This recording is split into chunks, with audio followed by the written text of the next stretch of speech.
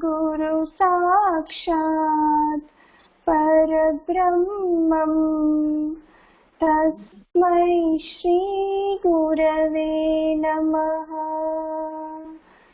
Guru Brahma Gurur Vishnu Guru Deva Maheshwaraha Guru Sakshat Parabrahmam Tasmai Shri Gurave Namaha. Dhyanamoolam Gurumurtihi Poojamulam Gurupadam Mantramulam Guruvakyam Mokshamulam Gurukrupa. Guru Brahma Guru Vishnu Guru Deva Maheshwaraha Guru Sakshat Parabrahmam Tasmai Shri Gurave Namaha. Om Shri Gurubhyo Namaha. Om Shri Nana Paramatmane Namaha. Thank you, Rishma. Om Shri Nana Paramatmane Namaha. Om Shri Nana Paramatmane Namaha. Yeah. Hello, Heather. Welcome to you. Hello, Usha.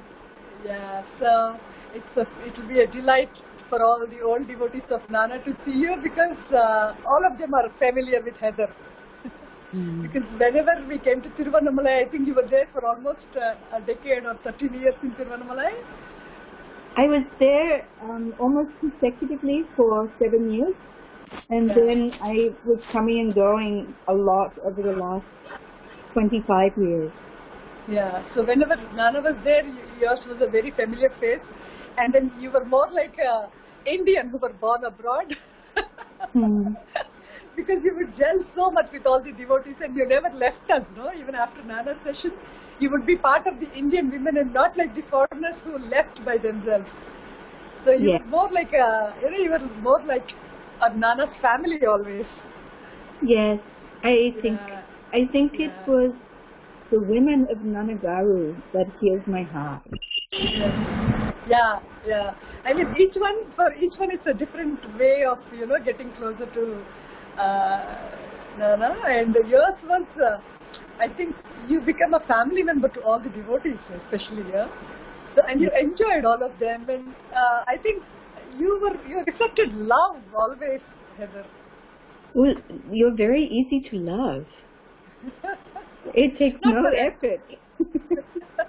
No, but then, you know what? Jealousy is the most common thing, and Heather seems to be so beautiful and loving always. Yeah, I never had time for jealousy because, God gave me this body and this situation, and feeling jealous of someone else is not going to change that. Yes. So, I mean, Heather was so beautiful. I mean, like, as you said, no? Can you repeat what your friend had asked the other day about she wants to be only in the presence of spiritual people? Oh, yes. I was at a meeting in Austin, and this older woman said that she only wanted to be in the presence of spiritual people. She didn't want to be with worldly people. And I said to her, I cannot afford the luxury of assuming that I am a spiritual person and someone else is not.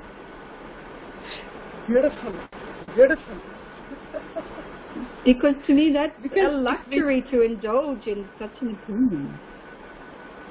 Yeah, because see, I think the spiritual ego is the greatest of all egos, Heather. Because that makes that difference. That gives you the feeling that you are different from the others. Yes. Which is a huge barrier because there are no limitations for the true self. Yes, but any true saint, true master never in my experience, never made me feel that I was less than or separate, like separate from them. Yes, the separation pain was there, but it was very clear that it was my separation pain and not because they felt that I was that. Yeah. So Heather, now we'll come from the beginning of how, like how you have been as a child and what has drawn you to, the spiritual life, and then how you connected with God always. I had a friend here yesterday that's going through a hard time, and her daughter, her 8-year-old daughter, and I asked them a question because I could feel the similarity of their life. It was die as a baby, and the answer for both of them was yes. See, I died in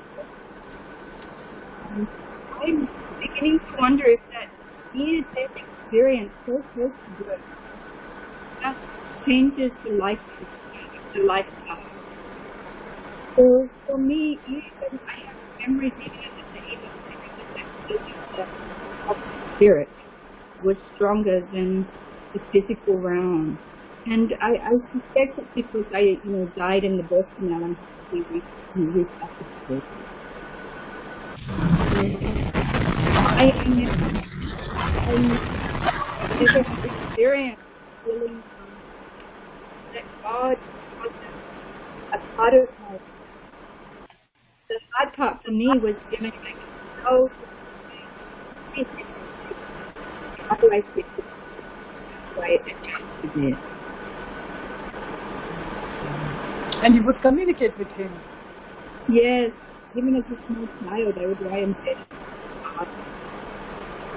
And he would talk back. Yeah, and it was all within, right? Always? It was all within. Yeah. So someone is saying they can't hear me. Yeah, Actually, for few minutes, whatever you spoke few minutes back, we couldn't hear Heather. Yeah. So can you repeat it, Heather? Like how you got connected to God as a child? Right. Oh no, it's because I suspect it's because I had died close to birth and had to be brought back, because I've asked other people recently, like who had a young child, who also has that sort of connection with nature and everything, and she had also died as a child, and like as close to birth. So for me, that connection to spirit or God was always there. The hardest part, coming to peace with the human realm that I had been born into. So.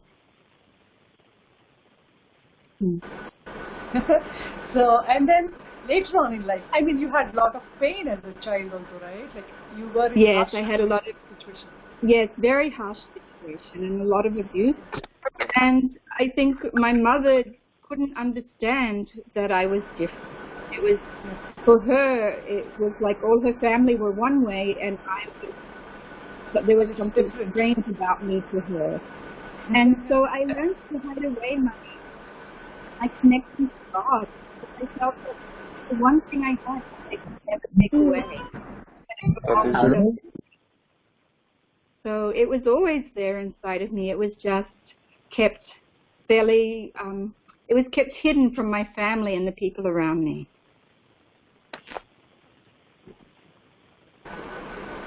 Later, how did you first come to Tiruvannamalai, Heather? So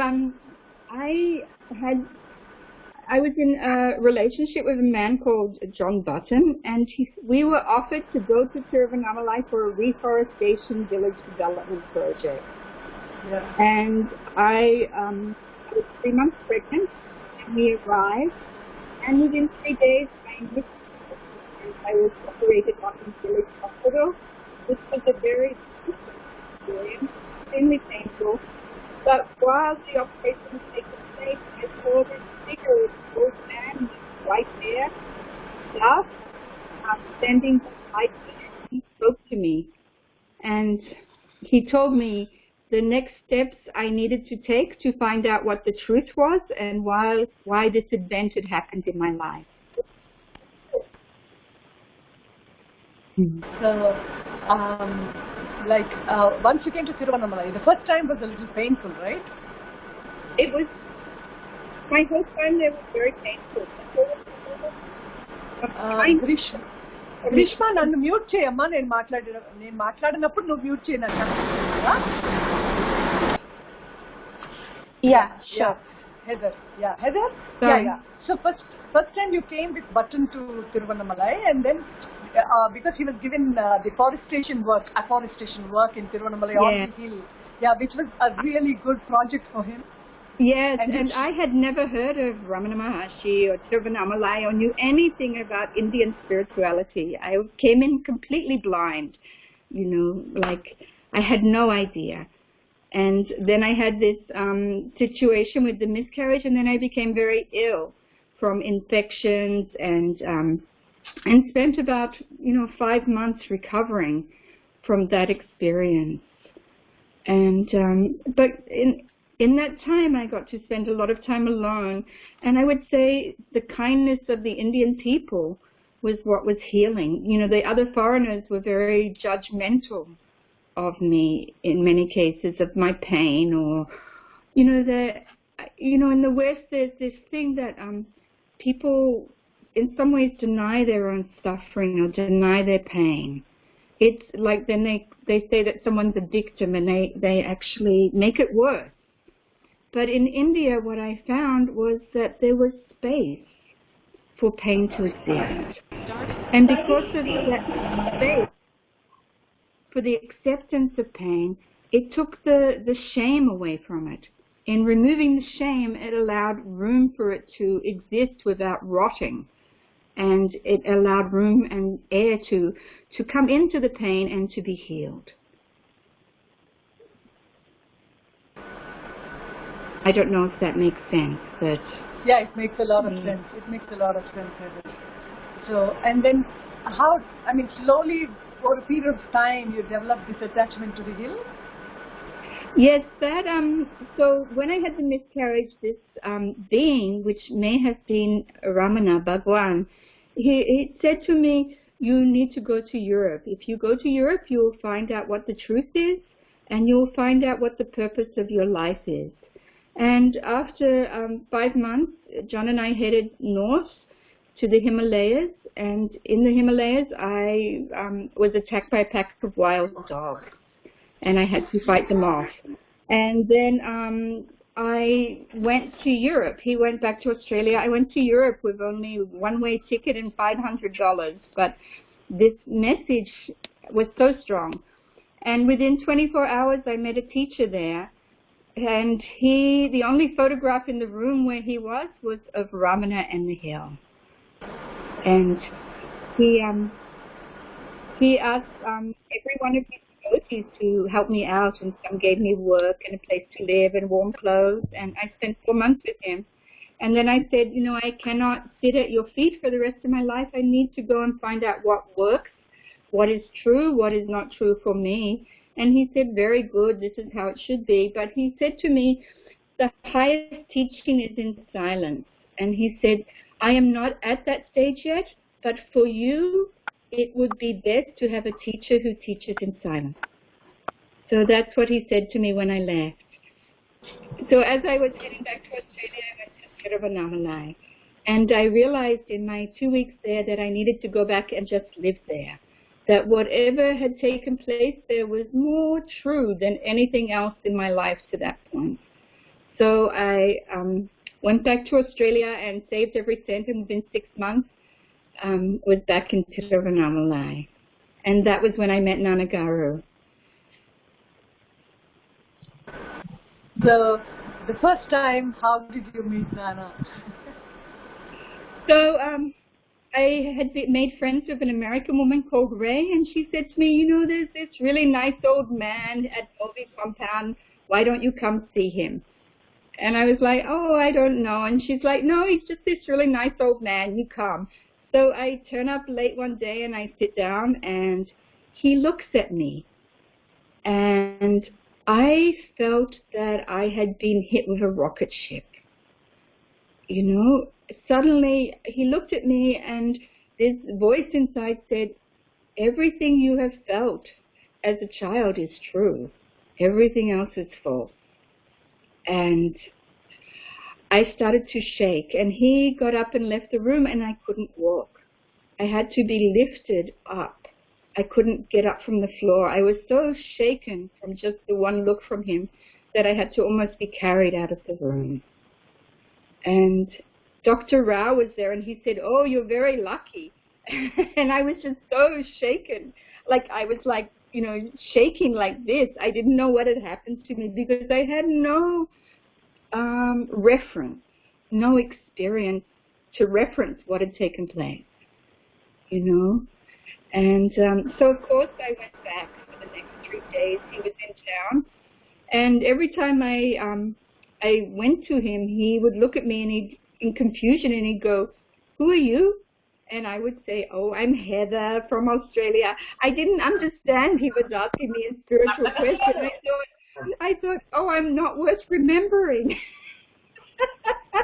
But I formed such an attachment to him, even though I thought he couldn't even remember who I was from one moment to the next. And so in the next 3 days, I was sitting with him, and he would look at me, and it would be okay for a moment, and then this madness of my mother's voice, or some voice would come up inside of me, and it would say, see, he loves you, he sees you're special. And then he would turn away, and this other voice would come and go, why would anyone love you? You're just dirt, you're just rubbish. And then, you know, I would feel the suffering of that, and I would go down into the suffering, and then I'd look up, and he'd be looking at me with so much compassion. And I would look at him, and then this voice would come again, see, he loves you, you're special. And then he would turn away, and then the other voice would come. And then it would be like this dichotomy between good, bad, right, wrong, better, worse, fat, skinny. All the madness of thought would be yelling in my head while I was sitting in front of him. I felt he had put my mind on loudspeaker. And this voice inside of me said, this is how you think. What is happening inside your head all the time, good, bad. Are you there? Usha? Heather, I'm here. So, yeah, good, bad, right, wrong, better, worse. It was like and I was not conscious of it till Nannagaru put my mind on loudspeaker. So I couldn't ignore anything I was thinking. And by the end of the 3 days, I realized that the only true thing I had ever seen in my life was him. But I didn't know how to find that truth inside of me. But I realized that I had to stop lying, that all these thoughts between good and bad, right and wrong, were lies. They were things that I had been taught, but they weren't the truth. That he was the truth, but how to find that. So after 3 days, he left, and I had to go back to Australia for some time after that. And when I got back to Australia, I took myself to bed, basically. I took myself into isolation for 6 months. And I started doing everything I had ever done to win love and approval.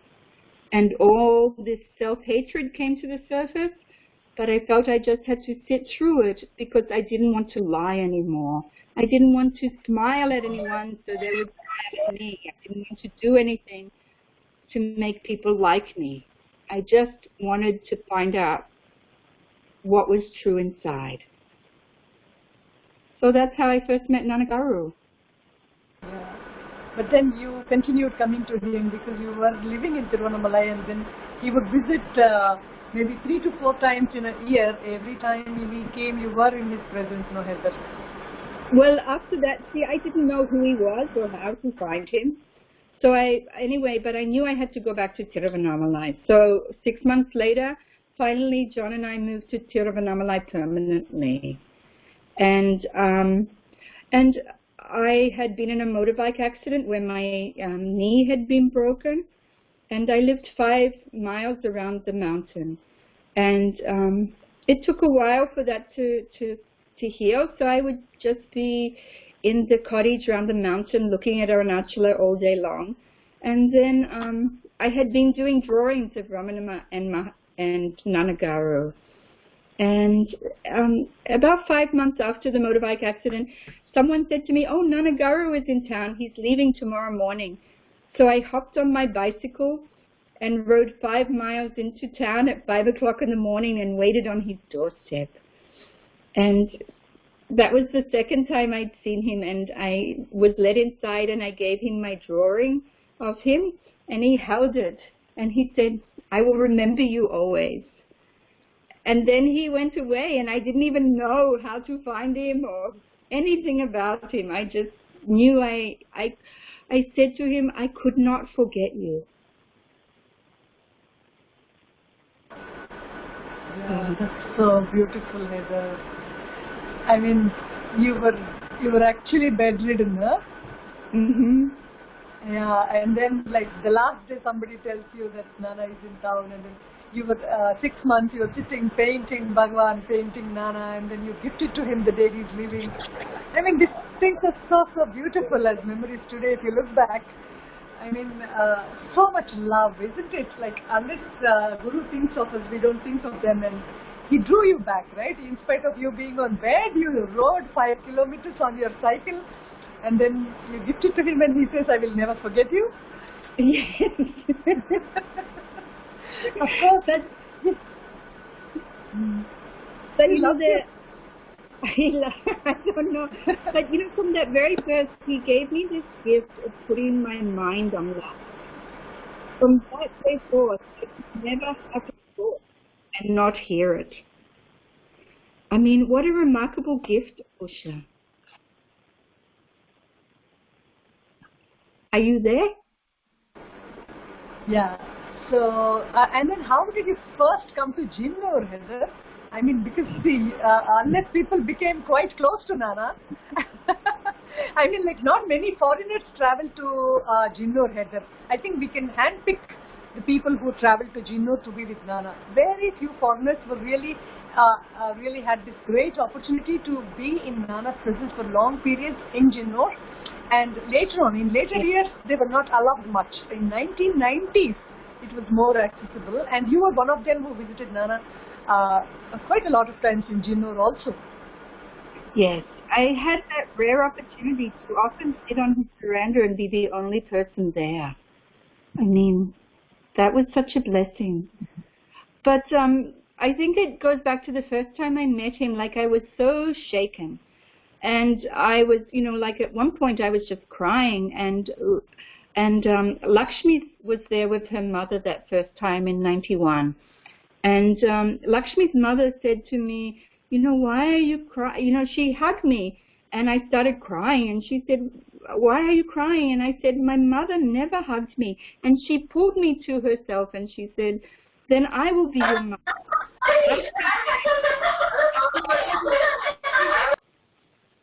Lakshmi is my first daughter, you will be my second daughter. And I always had that, you know, like it was such a healing moment for me, because my mother had never kissed me or hugged me or touched me like that. So when I go to Jinnur finally, it is in, I think, January of 93. And I'm sitting on Nannagaru's veranda, and this thought is going around in my head: "You are my father. You are my father. You are my father."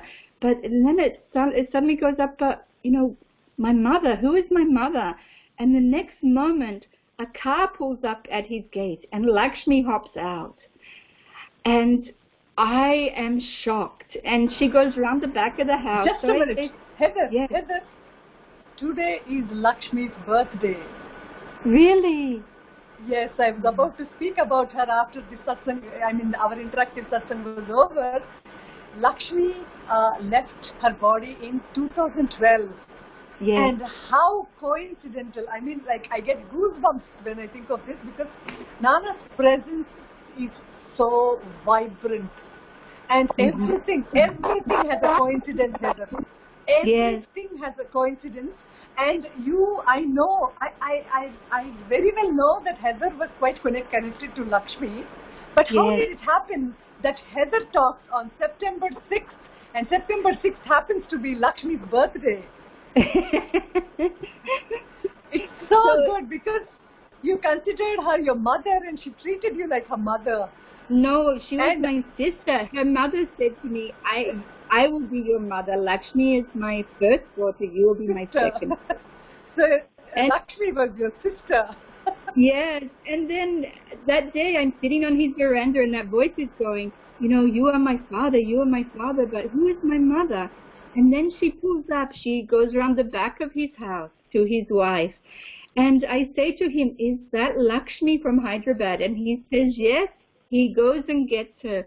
She comes out and she sits next to me and she looks at me and she says, do you have any message for our mother?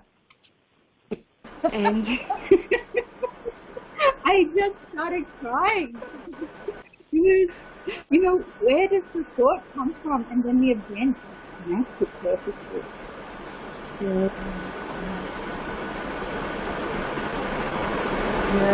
So that was the first time you visited Jinnur, right? Mm-hmm. And like you visited Jinnur many times after that also. Yes, I did. I would go up maybe every 2 months. Every 2 months. And how long would you spend there? I would spend a week to 10 days. And you would just sit in his presence for long hours, whole day. Yes. And where did you have your food? I had it with Dr. Rao and Vimala. Yeah, Dr. So at that stage, they lived in a house.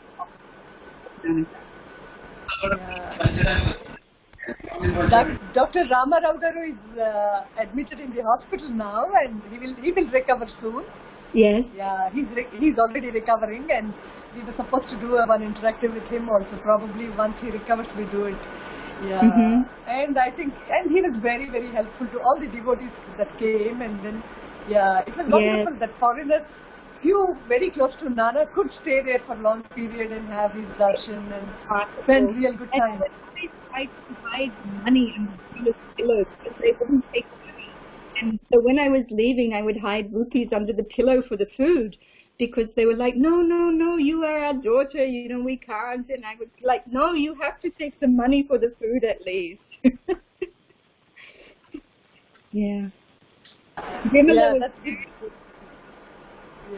that's the beauty, all Nana's devotees. We were like one family, Heather, and then we were treated so affectionately wherever we went. And since it's Lakshmi's birthday, I would like to talk. You have come many times to Hyderabad too. Yes, I have. And stayed with Lakshmi and Vijaya Lakshmi, and spent really good time, like almost like a family member with them. So can you share your moments with Lakshmi also, because Lakshmi's birthday today. It's good to remember her, and if you have any. In the room with Lakshmi, Vijaya, and Lata and Savitri, and also Lakshmi, Murali's wife, and Venuma. They would be like this group, and they would allow me to be in this circle with them, and we would lie on the beds, and invariably Lakshmi would, you know, because she didn't speak much English, and I don't speak maybe 5 words of Telugu, 10 words of Telugu, she would lay her head in my lap and ask me to massage her. So I would often be massaging her or giving her Reiki or whatever. And then she would ask through Vijaya lots of questions of me, and then they would laugh and laugh and laugh. And And then the last time I saw her, I was having a very hard time in Tiruvannamalai again. I was quite sad, and she said she had a dream that Bhagwan came to her and said that I needed her. And she came down to Tiruvannamalai with the group of them just to see me, she said, because Bhagwan had said that I needed them. And she came to tell me how much that they loved me and that I was part of them. So it was such a blessing. That's so beautiful, Heather. I mean, to remember Lakshmi Auntie today, and not only that, because the moment you thought, Nana, you're my father, and who is my mother, and then Lakshmi pops in. Yes. That's why I said she's your mother, because she was a mother to all of us. Yes. She was more like a sister to me. Yes. And no, age-wise, yes, she was young. She's my sister's age. Yeah, she was younger. younger. Sister's age, maybe. Yes, she was younger than you, but she was more. She had this mother principle in her because she was so loving. And yes. then, she was always naughty. felt that she was naughty also. Because I used to say to her, "You are so naughty." And she would tear with laughter because I was always telling her she was naughty. But she was so wonderful, and then she was so welcoming. She was so welcoming because, yes, her house was open to all, always. Yes. And everybody felt at home.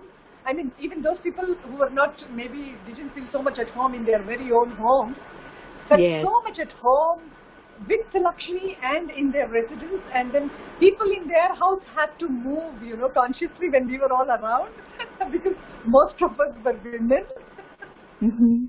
And she was like, she had 3 boys in the house. Yes. Yeah. So, and then next, with Nana, what were your most precious moments with Nana, Heather? I mean, what words of his helped you heal inside, or the behavior towards you? I mean, there were times when he was a little harsh and he wouldn't look at you. And then those moments, what did you feel? I mean, when he was giving all the love and that jaggery thing to everybody, and then Heather was not looked at. What feeling did it give you? So, because I had grown up with my mother, she used to say to my brother that I'm a very little person. So, I'm someone that says what I mean and mean what I say. And I think, so that's why I try never to be unkind to anyone, because for me, words are powerful. And, but my mother was not like that. She used to say, I hate you, I wish you were dead, and things like that. And so it left a deep wound inside of me. And sometimes other people's words I would take to heart. I would feel that I would think they were like me, that they would mean the harshness of their words, because I would not use harsh words because I felt there was too much power in them. One time in Tiruvannamalai, some of the Westerners had been very judgmental, very nasty to me, and it brought up this feeling from childhood that I am a bad person, that I am not worth living. And Nannagaru arrived in town, and he took one look at me and he said, "What is happening?" And I said, "I'm okay." And he said, "No, you are not okay." And he said, "Today I am coming to your house. You be there."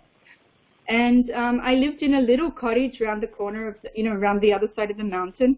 And he came with Ramachandran and I don't know who else, but a couple of people. He came to the house and he sat on the bed, and the bed was just a small cottage. It looked out at Arunachala perfectly. And he sat on the bed and I sat at the floor, and he kept saying to me, "Heather, it's a very nice house. You stay in this house. You don't leave this house. Heather, it's a very nice house. You stay in this house. You don't leave this house." And even though it seemed like he was talking about the house, he kept pointing it at me. And when he left, I realized that desire to die, that I am a terrible person, he took with him. That the house that he was talking about was this body, this life. And it felt like he healed that wound like some miracle. Very beautiful, huh? It's really beautiful, Heather. I mean, there's so much pain in you that people, I know it makes a lot of impact when the words are bad, somebody abuses you, and somebody, especially when you are a sensitive child and when you're very vulnerable to everything around you, and you were so sweet and innocent and you were connecting to God internally, and then the world treats you bad. So it's all, the impact is so much in a child's brain that you carry with you into your adulthood. And then beautifully Nana comes into life. And then you feel I think the other thing he taught me is that those that injure, are suffering themselves. You know, he was so harsh with me at times, but the harshness was because I was harsh with myself. You know, that internal voice from my mother was harsh inside of me, and he reflected that harshness outside, I believe. You know, but he was so compassionate to people that did bad things. And I often notice that. But in the long run, what I learned is that the person that kicks you cries out for help. And he taught me that it's not just the people that are abused that suffer, but the abuser is also suffering. And he really taught me compassion in a way that I didn't understand before. I can't hear you, Usha. Yes. Yeah. Does that make sense to you? Already, yeah, it makes a lot of sense. And you were basically an empathetic person always, Heather, because yes. you could sense others' pain, you could sense others' emotion, and then even before they could talk, you can actually feel their vibe. Yes, that's true. Yeah, like and sometimes, so you. Like with some of the older devotees that spoke, they would feel the physical pain in my body, and I would walk up and put my hands on them because I could feel the pain or the emotional pain. I could feel it inside of me. Yeah. And also, like you've been sort of a healer also, as far as I know, Heather, because you really could absorb the pain of others, and then you had this tremendous compassion. You are a compassionate person by nature. So, and also even that has caused an impact on your health. Well, I sometimes I pray in a way that I imagine myself an empty vessel, and I take their suffering into me, and in that suffering in that vessel I offer it to God. But there is and my husband, he gets angry at me for doing this, but sometimes it feels that some people can't carry the burden of their own suffering. It's too much for them. And if I can just take a little, easy. That's really beautiful. I mean, you pray, and then I couldn't just take this when you said the other day, you as a child. I mean, this is so innocent and beautiful. What did you say to Christ? Well, yes, as a young child, when I heard that Jesus, had suffered for my sins, I thought, no, I don't want that. Please don't suffer alone. Let me help carry the burden. And David, my husband, he's like, why? Why would you do that? But it was an intuitive prayer. I mean, I didn't think, oh, I'm going to do this. It just used to arise out of my heart. Yeah. I mean, it's such a wonderful thing, like the childhood innocence. Actually, I was writing an article, and then the one we're going to post tomorrow has this thing where, like Jesus had come in the vision, and then he said, my child, I have paved a path for you. When I was in the hospital, when I was in the third year, we had gone to a church, and there was this, like the father was that day reading about the Sermon on the Mount. Yes. Do you remember Nannagaru used to come every Christmas and read the Sermon on the Mount at Tiruvannamalai?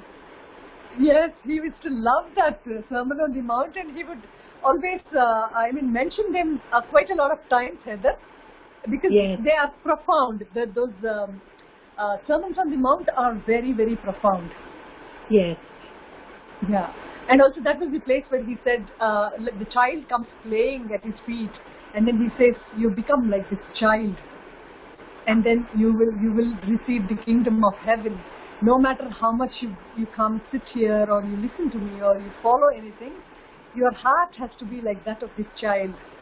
Yes, I think so. And Heather, you've been such a wonderful child always. So because Because no matter your age, maybe you're 60 plus, I shouldn't be mentioning your age here. It's but, okay. I turned 60 next month. But my hair went white in my 30s. Yeah, so you've been such a child at heart, though you had so much suffering in your life, and then you took this suffering, your suffering did not take you into a depression.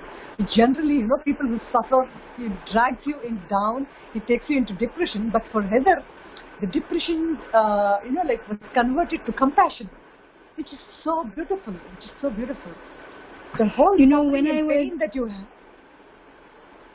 Well, when I was 15, I had a voice speak to me inside, and I don't know if it's just like, the inner guru or what, but the voice said to me, if you are not careful, you will become the very thing that has hurt you. And the only way to stop this from happening is you must never allow yourself to become bitter or indifferent. And it said to me, you've had many lessons in this life about what love is not. But the rest of your life, you must dedicate to learning what love truly is. This is amazing, Heather. I mean, more than the subject, more than spirituality or whatever we tag ourselves, this is so profound what you said right now. You know what love is not. Yes. In this life, you have experienced what love is not. And so you dedicate your life to to feel what love is and to show what love is. So that message was given to me at 15, never become bitter, never become, just dedicate your life to learning what love truly is. So I have been lucky, dear. That guidance was there. In spite of all the suffering, all the pain, all the abuse, it's very difficult for anybody, Heather, without receiving any love, to evolve into a beautiful, blossom into a beautiful spiritual flower. You are tremendously blessed, though physically it appeared like you were not given all the love that all of us received from Nana. But internally, he was, churning you, removing you from all the pain. He was making you reflect your psyche, and then he gave you all the strength to pull yourself out of it, and made you so independent. Yes, he did. Even when I left and I came to the U.S., and I was heartbroken to get there. But I had a dream of him. He was in a large group, and he walked around, and he stood in front of me, and he said, if I could offer you one thing right now, what would it be? And I said, freedom. And he said, never before have you asked me for this. I am very happy with you. I am very, very happy with you. And that was the dream I had after I left India. Oh, you had a dream of Nana? Mm-hmm. That was the dream where he said to me, if I could offer you one thing. So he asked you if there is one thing that you would ask me, what would you ask me for? And you asked freedom. That's wonderful. And he said this is the first time. That's why he said this is the first time. Yes. So how are you not spiritual? Because your entire story reflects only spiritual life, Heather. And you say you don't have the luck. I don't have the what? You don't have the luxury of calling yourself a spiritual person or a spiritual speaker. Well, no, I don't have the luxury of assuming that I am spiritual and someone is not. Correct. Wow. It's not that. It's not about whether it's like, how can I assume that I am this and they are not? Because any great soul I met saw everyone as the same. They may have seen the personality differences or the life history differences, but the spirit, the soul, was always the same. So, if I want to think of myself as a spiritual person and someone else is not, I'm creating separation straight away. True, Heather. I mean, this is something which is very profound. I mean, this statement is very important for everybody. I mean, especially those who, are in this path. We want to come out of our ego and we want to lose this separateness, but then we have this feeling that others, I mean, in the world, people are worldly and we are spiritual. Yes, this barrier, this separation, that we are different from others, has to drop if we have to get rid of our ego, because spiritual ego is a monster. Yes, it's a very it's a monster. It's a tricky monster. Yeah. So sorry. And unless you drop this, we really don't achieve anything at all. Yeah, and I also have the next. I was just like a great lesson Nannagaru gave me by putting my mind on loudspeaker. So every time this ego steps up, when it wants attention, there's another thought that comes instantly afterwards. Look at that. See, it's there again. So it's like I can catch hold of it each time. This is the blessing of that. So it was like, for you, it was constantly an inner awareness. You were in the awareness rather than the outside world. Your look was always within, so it was like a projector inside you, which was showing you what your mind is speaking all the time, and it was like you were watching and witnessing it, and it's so loud. And it's so loud, and I couldn't ignore it. How did you? Well, when I was young, it was very painful. Because, when I was younger, that voice had more control. It would be there, going, oh, look at that, and what about this? And, like it had all these value judgments that had been imposed upon me from my life experience. But with Nannagaru, I realized they weren't true. They were just value judgments that had been imposed, but it took years to unravel the tendency of them. It didn't happen just because that experience happened or that understanding.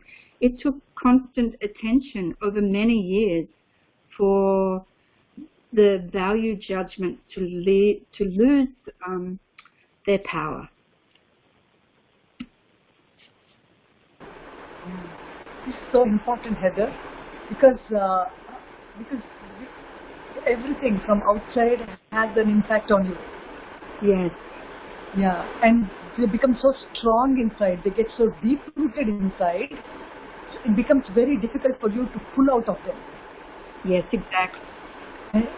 And then you need a lot of master's help, and at the same time, as you said, a constant effort, alertness, and yes. awareness, and you slowly you come out of it. Yes. It and takes also time. It takes a lot of time. Nana always said that, similarly, we have a lot of vasanas inside. Yes. When we are on when we are in the path, because we are already met the master, we know about the truth, we know about self-knowledge. Yeah, we have to attain the state of oneness, and to attain that, all these become, like boulders and huge rocks of obstacles. Yes. I mean, one of the things that I remember Nana saying is that we don't know what is in our heart. We don't know what tendencies lie there. It is only by the grace of the Guru that the tendencies that lie, in the seat of the heart are brought to the mind that they may be seen clearly and then let go.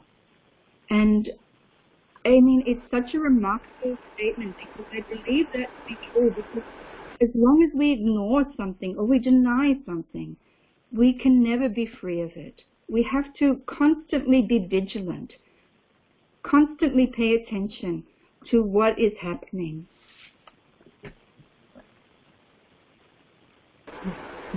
Yeah, correct. That's why the true spiritual journey begins only when you quietly witness from within and see the cinema of mind on the screen, and you detach yourself from it, and slowly it leaves. Yes. As you said, it takes quite some time, but we need to be vigilant throughout for it to totally go away.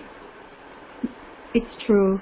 I think if I could encapsulate my journey in 4 things that have helped. The first was intentionality. What is my true intention? Really,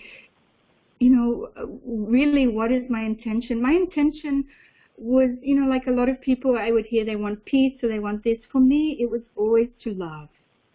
That was my intention. And so I had to look at anything that was an obstacle to that love. And so the second point I came to was vigilance. Pay constant attention. Be vigilant. And the third I came to was ruthless self-honesty. Be prepared to see the very worst in me and be honest with myself about it. And the fourth was self-compassion. To realize that even these seemingly very negative tendencies were part of the human condition. And that to have compassion not just for others, but for myself. And those things have helped me since meeting Nannagaru. Beautiful, beautiful. So could you, Heather, could you repeat these 4 points just once? I don't need an explanation, but just repeat the points. First thing you have learned was? Intentionality. What is one's true intention? Yes. The second. Beautiful, beautiful.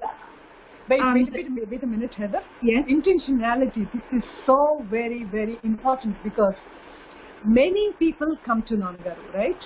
I think there were thousands and thousands of people, be it from Telugu people, be it Tamil people, be it from the north, be it with the foreigners. The intention with which you came to him was not truth for everyone. It was not truth for everyone. So everybody had something to seek. Everybody had something to seek, Heather. And it's so beautiful that you checked your intention of why I am here and you see that you have come here for love and love alone. Yes, and not for Nannagaru to love me. I think he made that very clear to me. He was not willing to indulge the need for personal love with me. And so I had to check that, I'm there to learn to love, not to be loved. Wow. Yeah. That's really, really rare, Heather. Because we have full-time received 100% unconditional love from Nana, and we kept seeking and it never crossed many of our minds that it is love that you have to give others, not just seek full-time.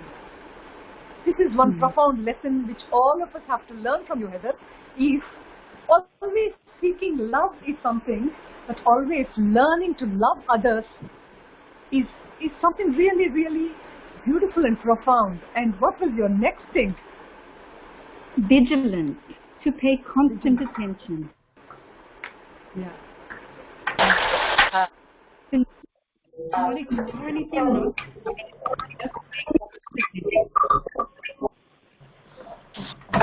One minute, Heather. Yes. Heather, I can't hear you. Yeah.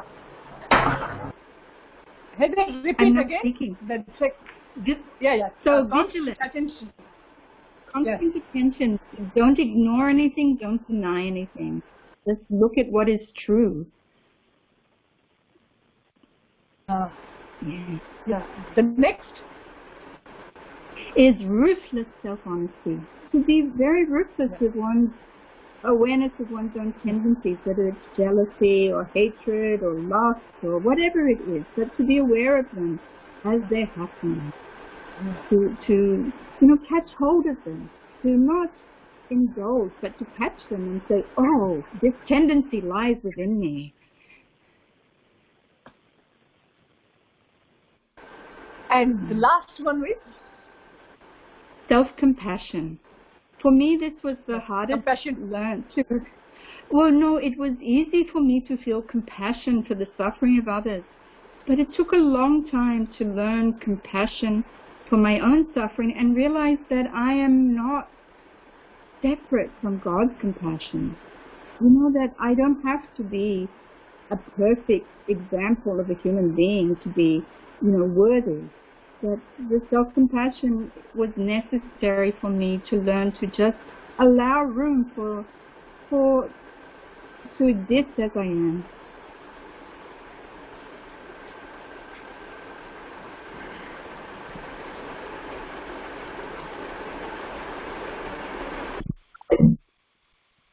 Very beautiful, Heather. I mean, it's really, really beautiful. These 4 points, I mean, like the 4 things that you have really you mentioned here. I mean, I think that's the entire sadhana. I mean, that's the entire practice for a spiritual aspirant. And yeah, as you said, you don't need to discriminate between spiritual aspiration and not.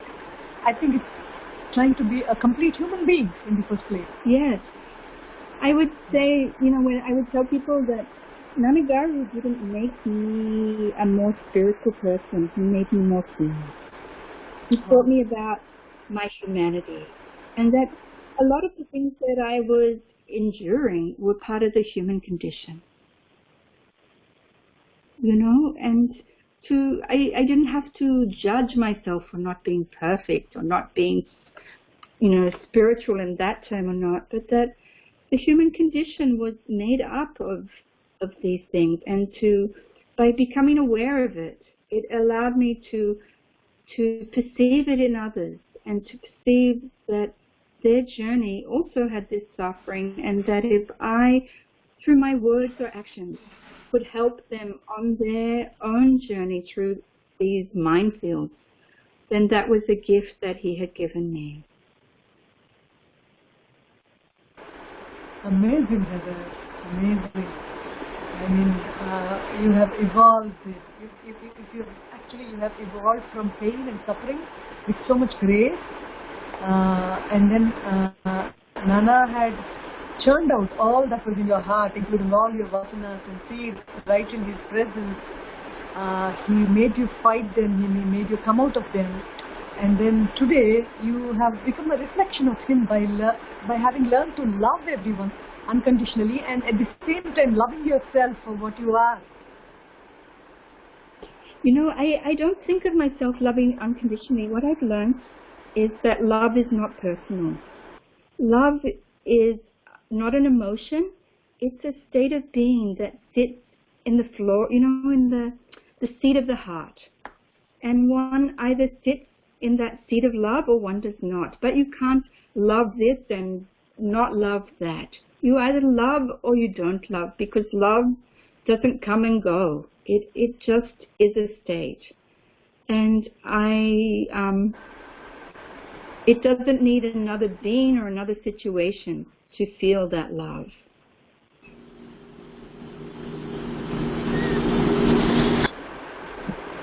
It happens naturally for you. What's that? To be in the state of love by itself, just as love. It's got nothing to do with people or situations. You are just love. Yes. And it's true for all of us, that all the rest is just, what we're taught in this life experience. The mind wants to attach to this and that, but it's all, it's just taught information. It's not the truth. The truth is that love exists because we exist.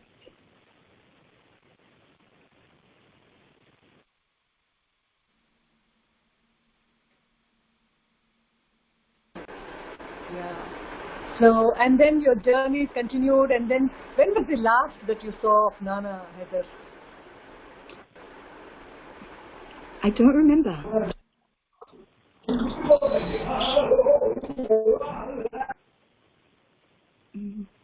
I don't remember.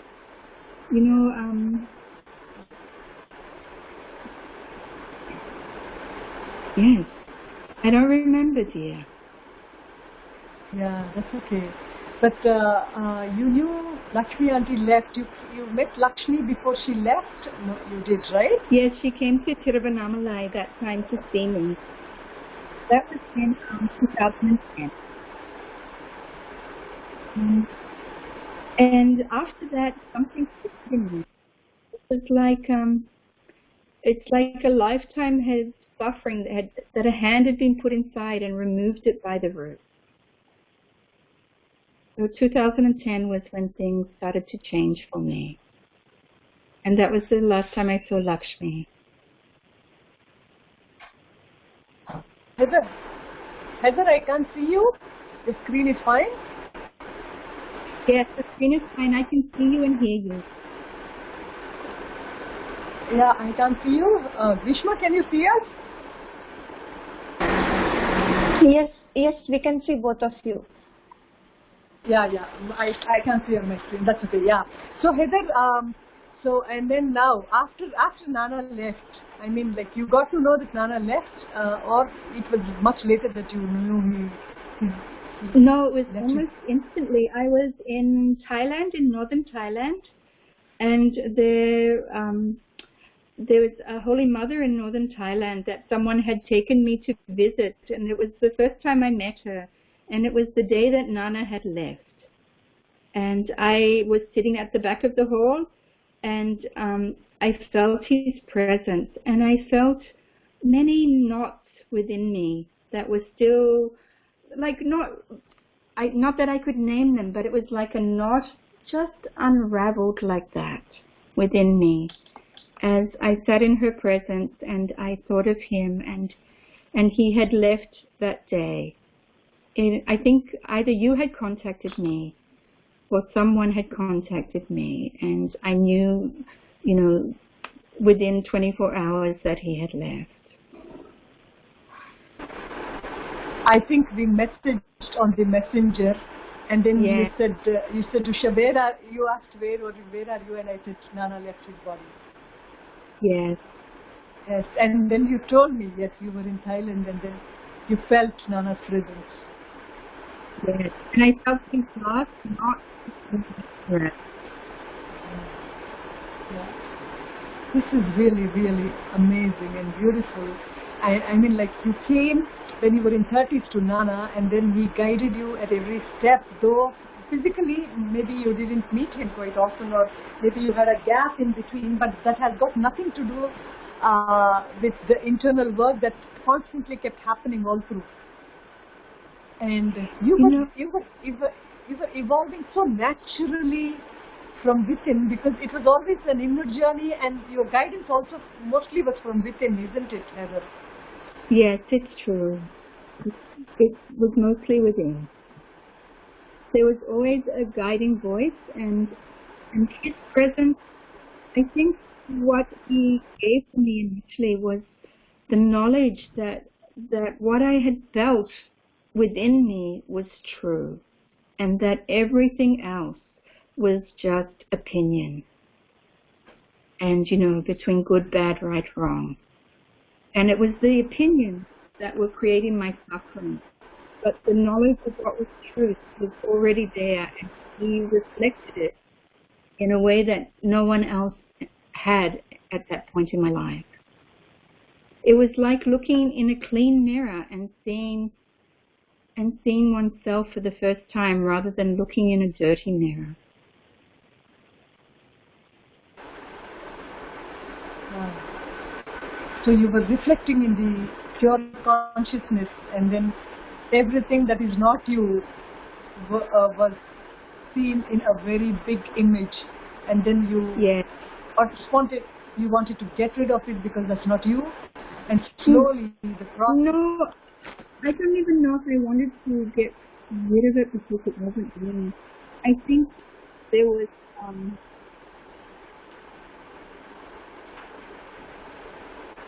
I think I just didn't want to lie to myself. I didn't want to be a liar. And I didn't want to lie to other people by pretending to be anything that I wasn't. I don't know if I had a real...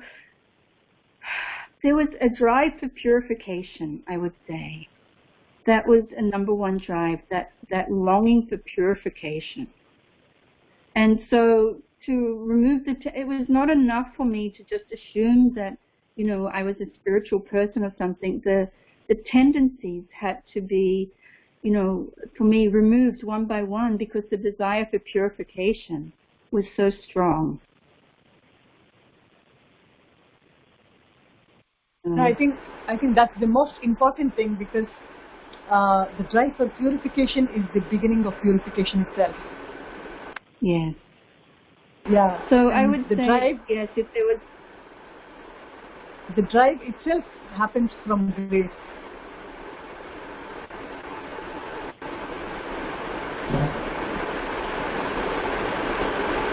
I mean, I remember I asked an astrologer once, I said, is it possible for my heart and mind to be purified of all fear and longing this lifetime? And I think that was the question.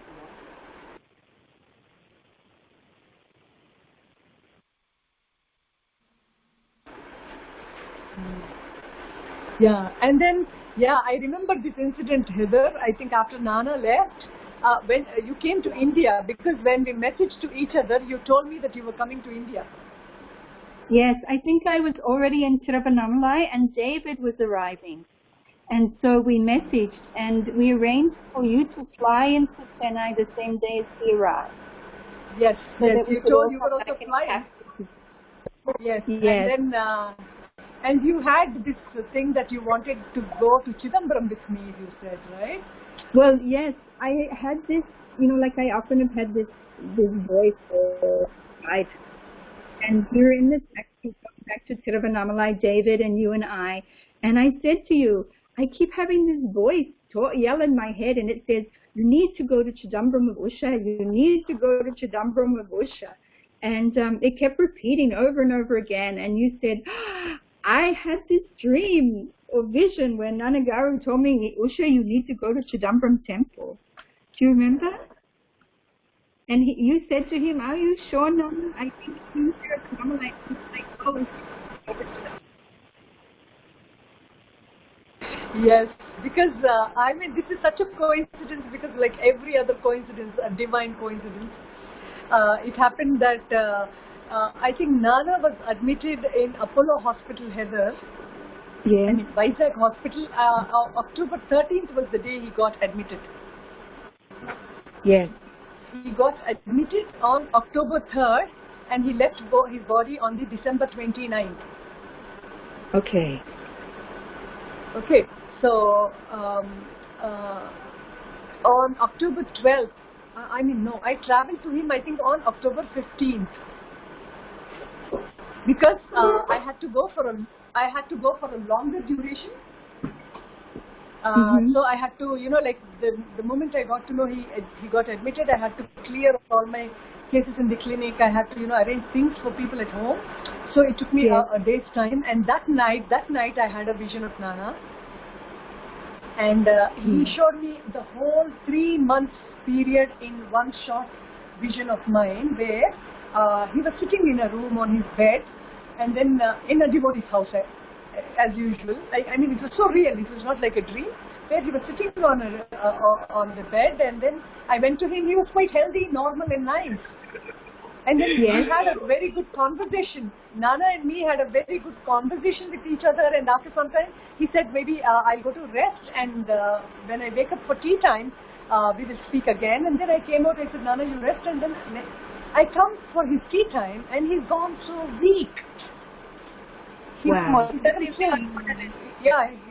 became so weak and unhealthy, and then he couldn't even get up from the bed. He was so weak, and he looked thinner. He looked like he lost weight. And I said, Nana, what's happening to you? Just a while ago you were good and you were healthy, and now I see you've gone down, you've become so weak, you can't even get up to hold something. And he said, yes, the time has come.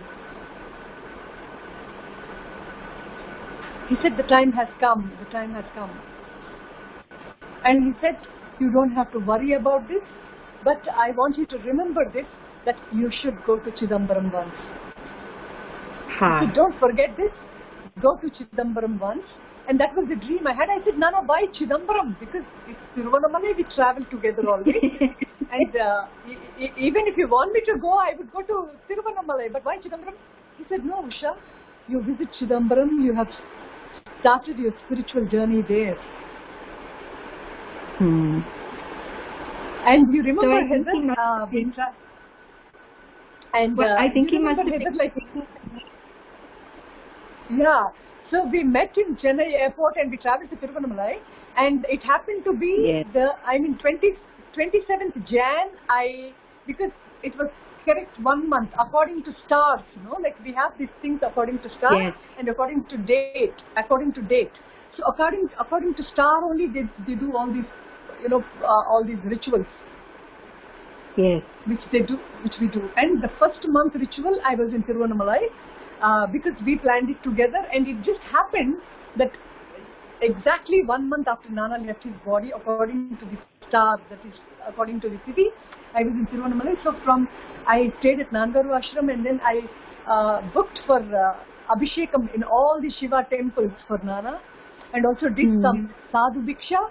Because that was an auspicious day, and I felt I had to do something for Nana in Tiruvannamalai. Yes. And then you happened to be there, and we were supposed to travel on Sunday to Chidambaram, and you said, Usha, I would like to go to Pondicherry also, and the shops would be open, and you had some work which got pending in Tiruvannamalai, and we happened to travel on Monday, which happened to be 29th January, which was according to dates the day Nana left. Yes. I mean, this is so amazing, because 27th was the day Tithi. According to Tithi, it was 27th, and I had conducted all the important things in Tiruvannamalai for Nana. And 29th, as he said in the dream, we were in Chidambaram. It was according to the dates that he left his body, exactly 1 month. Yes. And it happened, and it was amusing. I mean, it was amazing and astonishing, because that was the day that comes once in 180 years, is what the pujaris in the temple said. And there was a huge procession going on in the temple with huge drums, drum beats, and it was all, hair on end feeling throughout. We went to just visit the temple for an hour, and we stayed back for almost half a day there. Yes, because it was this huge Abhishekam. The huge Abhishekam going on, and I think it happens only once every 108 years, because Shiva's day of the week, the day of the month, and then the stars all align only once every 108 years. He happens to be there the day of the month.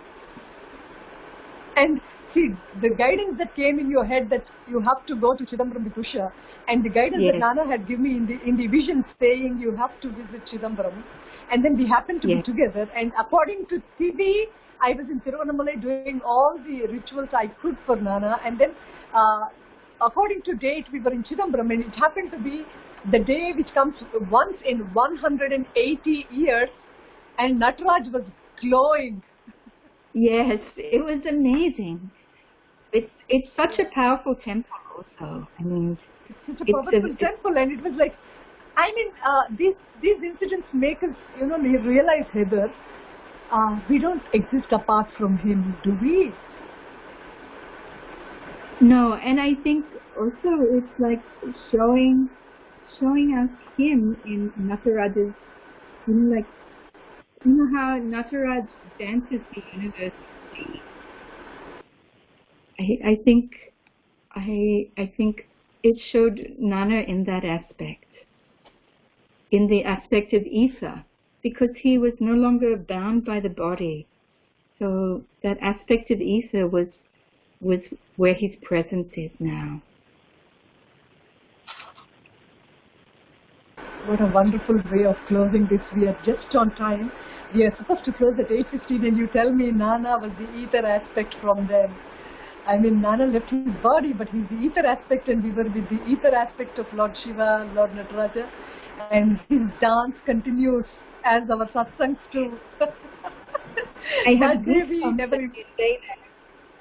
Yeah, because he's in Nataraja form now, as you say, the ether form, and then he's encapturing us, all of our hearts.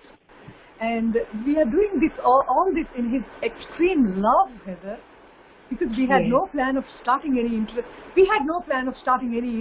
satsang in the first place. Grishma was one who was doing his website work for a long time now, and from the time we have begun this, it has begun with such huge love from Nana.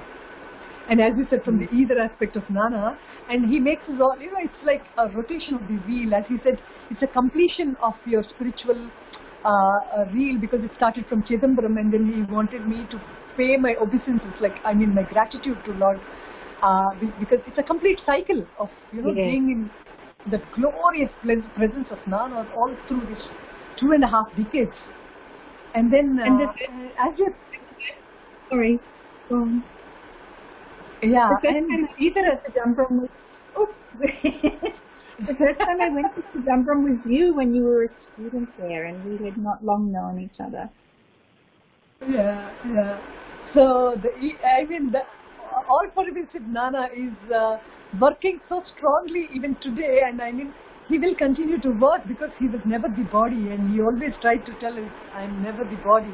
And the grace that's always in your heart, and all of us feel tremendously in our hearts, and it's so easy to travel, because he made it also easy when he was present itself, Heather. As you said, all the vasanas were brimmed out, taken out, and whatever little that is remaining, as you said, we just have to witness them, come out of them, and then establish ourselves forever for good in our heart, which is our true love.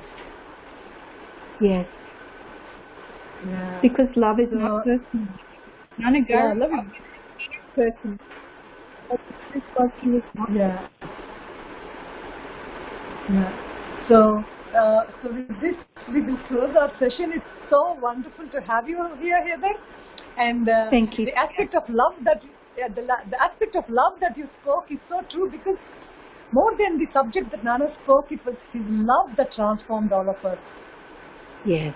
Yeah, today, yes, every word he spoke, every gesture of his was filled with so much love and compassion that I think most of us were modified, transformed, and made into beautiful beings in his very, very, very love. And to see another reflection of Nana's love today on the screen is such a delight.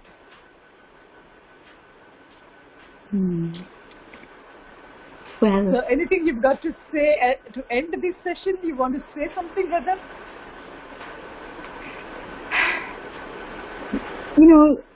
I would say that it wasn't just Nana, it was all the women with Nana, all the devotees, and their love, their acceptance of me that was so wonderful, that was so amazing, and I value and appreciate all of you. And you're always in my heart.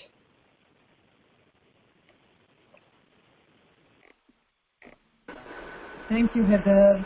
It's such a blessing and wonder to have you here, and this is also a part of Nana's love and grace, and it happened to be on the birthday of Lakshmi, whom you thought was the mother, because you were asking who is the mother, and both of us are, Nana is with us, Lakshmi is with us, we are all one in that beautiful divine love, and we will continue to be. Yes. Thank you so much. Thank you, Usha. You're blessed. So we end our session with this. Om Shri Nana Paramatmane Namaha. Bye. Bye, Heather. Bye, love. Bye, everyone. Bye. Heather, disconnect your